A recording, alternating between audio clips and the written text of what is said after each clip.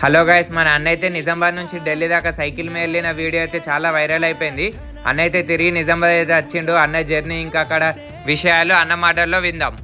శరణమయ్యప్ప స్వామి, మన జర్నీకి సంబంధించి నేనైతే డిసెంబర్ 16th రోజు రావడం జరిగింది. టోటల్ జర్నీ అక్కడైతే మనకైతే 37 డేస్ కంప్లీట్ అయింది. నేను మాల అయితే ఒక 4 days బ్యాక్ తీసేయడం జరిగింది, అంటే మాల విరమణ చేయడం జరిగింది. అక్కడ జరిగిన నా కష్టాలు, జర్నీలో జరిగిన మీకు త్వరలో అప్డేట్స్ ఇస్తా.